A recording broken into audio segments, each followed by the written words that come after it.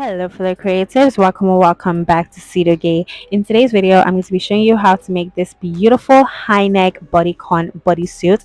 And as you can see, it's giving, okay? It is a staple that every girl should have in their closet because most times we want to wear things tucked in and they just keep on coming out. But as you can see, this isn't going anywhere because of the pants extension that it has at the bottom. It's going to secure it, and you can be rest assured that whenever you are tucking anything in, it's going to stay tucked in, okay?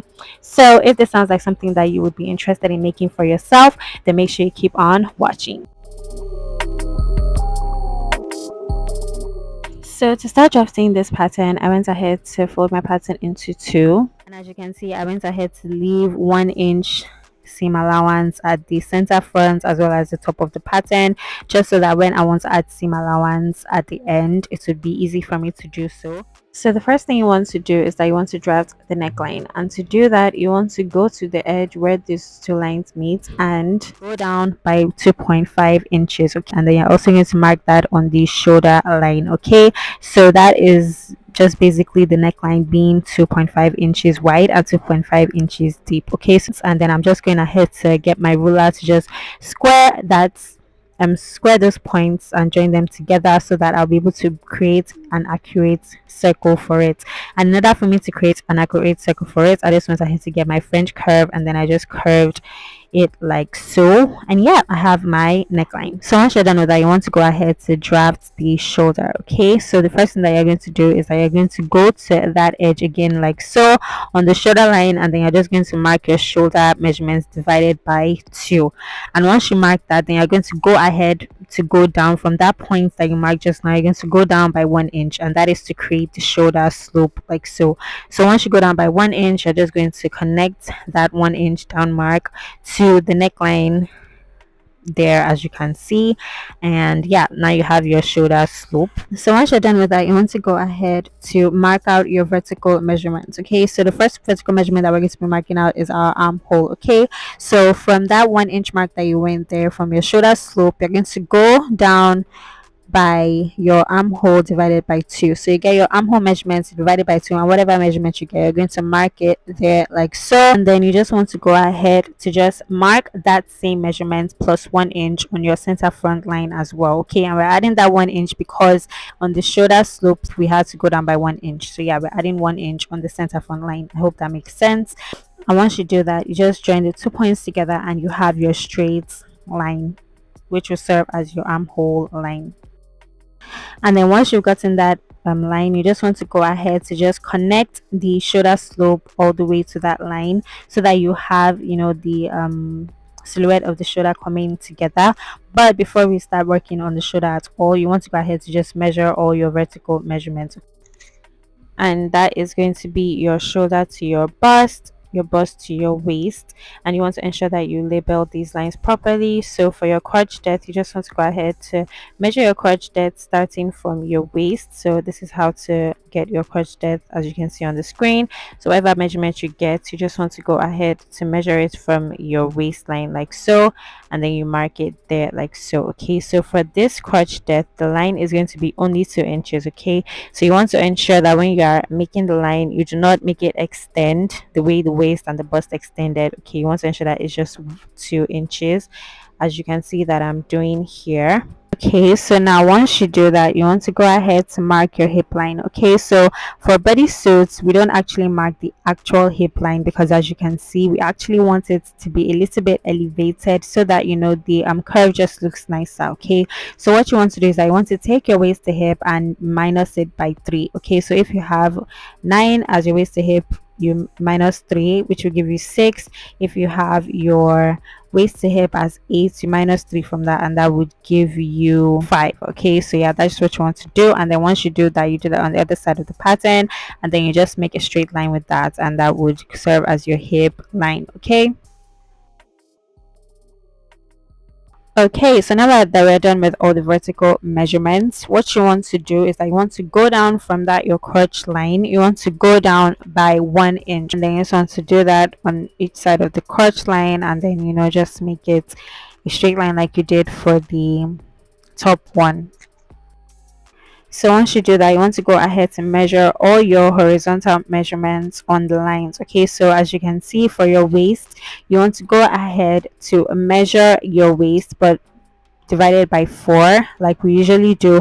But once you divide your waist by 4, because it's a bodysuit and we're working with stretchy fabrics for this and we want it to be tight and fitted, once you divide your waist measurements by 4, you're going to remove 1 inch from whatever measurements you got. So for instance, if your waist is 28, you want to divide that by 4, that is 7. So you remove 1 inch from 7, which is going to give you 6, and that is what you're going to mark as your waistline. Okay, so once you do that, then you want to do that for the bust line, the chest line. You're going to measure your bust line as well, and then you're also going to do that for your hip line. Okay, and once you do that, you just want to go ahead to connect those points together like so. So once you have done that, then you want to go ahead to connect the hip line to the extended crotch line like so. So you can use your pencil to first of all just draw the curve, and whichever curve looks better to you, then you just take your marker to just mark it so that it becomes bold. Okay, so as you can see, I did try and error with this, but the curve that I ended up making was actually quite accurate. Okay guys, so that's that for the side seams. So once you're done with that, the next thing to do, which is the final step, is to draft your armhole. Okay, so the first thing you want to do is that you want to ensure that you identify your front armhole. Okay, so measure the middle of the armhole vertical line there like so, and then you're going to go inwards by 0.5 inches. So once you do that, then you're just going to go ahead to just connect that point that you just created to the top of the shoulder slope like so. And then once you finish doing that, then you're just going to go ahead to get your armhole curve to just connect that point that you came inwards. You're going to connect it to your chest line like so. And once you've done that, that is that for your front panel. It is time for the back panel, and we're going to be drafting the back panel differences on the same pattern. Okay, so this will just save time and pattern paper, so just watch what I'm going to do. So the first difference that I'm going to make is the neckline. Okay, so the neckline is supposed to be just 1 inch deep, but the wideness is still the same. Okay, so you just want to go to the center front, go downwards by 1 inch, and then just connect it to the neckline again like so. And then you're just going to go ahead to mark the armhole curve for your back panel with the armhole curve like so. I would also suggest that while you are making the markings for the back panel, like the neckline for the back panel, the armhole curve for the back panel, you use another color of marker so that you don't get it confused. Once you've drafted the back armhole curve and the back neckline, the next thing is the crotch. Okay, that is the next difference. So the difference here is that you're going to go to that extended line there, and you're going to go downwards by 4 inches. For this one, the curve should actually be a little bit protruding more than the one for the front panel. So you can just go to like where I'm going there and just make it 2 inches more. So of course you want to first of all start with your pencil. Ensure that you just make the rough sketch with your pencil first, and then if you like the way it's looking, then you can now go ahead to use a marker like I did. Okay guys, that is literally all it takes to be able to draft your front panel and your back panel together. Okay, so you're going to add seam allowance all around the pattern. Okay, and once you add your seam allowance all around the pattern, this is what it's going to look like. So as you can see, you have seam allowance for the neckline, for the shoulder, for the armhole, for the side seams, as well as the crotch line. So yeah, once you do that, then that's when you go ahead to cut it out. So what you're just going to do is I'm just going to cut out the pattern from the neckline, for the back, to the armhole, to the side seams, as well as the crotch area. Okay, and once you do that, you're going to have two patterns. Okay, so you're going to have one that is the exact measurements for your back panel. Okay, and then you're going to have the other one that has all the markings, and that is the one that we're not going to cut again, but this time around we're going to be cutting it on the markings that we made for the front panel. So once you successfully have your back pattern cut out on another pattern, you want to go ahead to add the seam allowance for the front panel like so. Okay, so once you do that, then you're just going to go ahead to cut out the one for the front panel like so, and voila, you guys, you have your two patterns. Okay, you have the front panel and then you have the back panel. Okay, so I'm just adding my grain line, I'm adding my pattern labels and all of that, just things that you're supposed to be doing after you draft a pattern. So once you've done that, you just want to go ahead to cut it out on your fabric. So as you can see, you're going to be cutting out all your bodysuit pattern pieces on a fold. Okay, they should be cut on a fold so that when you open it up, you should have your front panel on one piece and your back panel on one piece. And then I also went ahead to cut out the sleeves. Yeah, so I just used my busy sleeve pattern for that.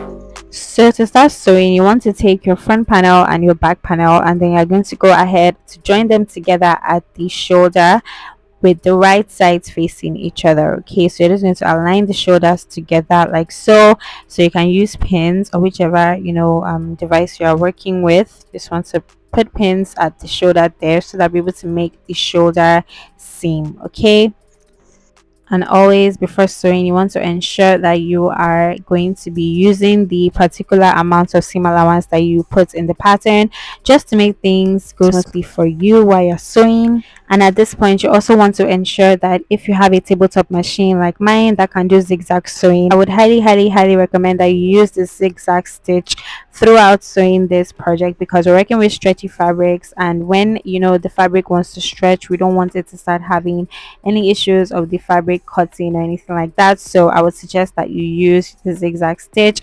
I used the tightest zigzag stitch that was available for my sewing machine, as you can see, and it worked out perfectly fine for me.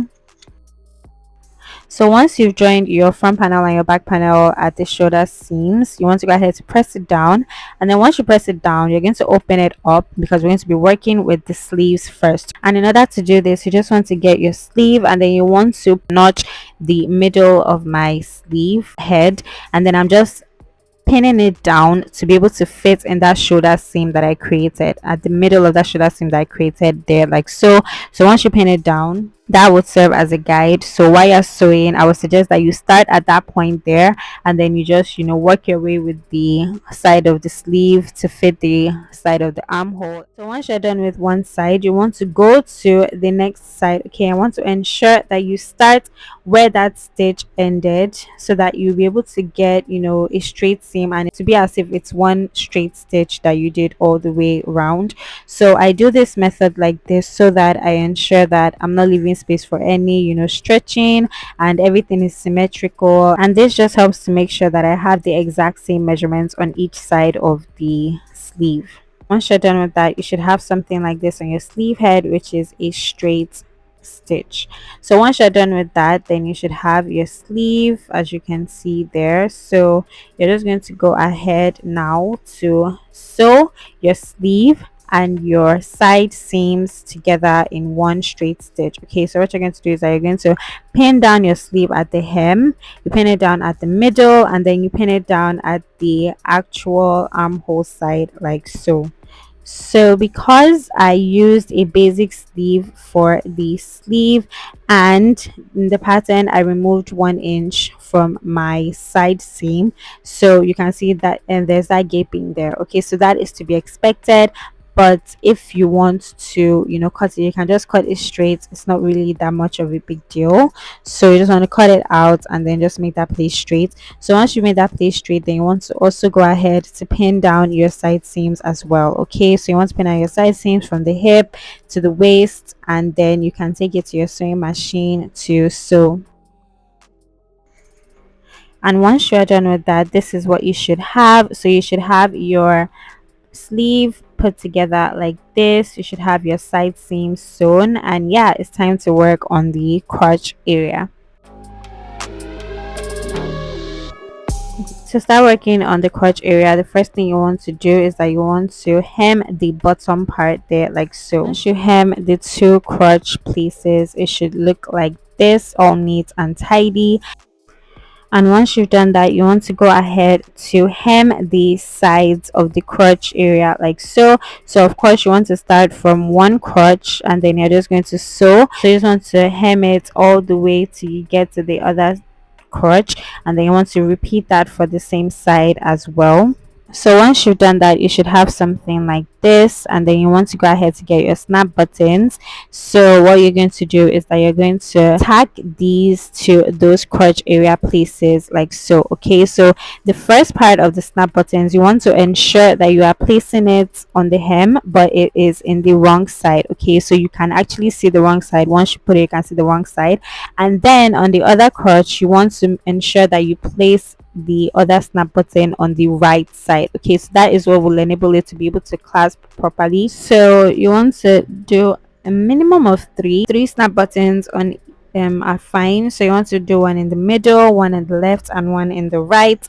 And once you do that, you guys, that is literally it for this tutorial.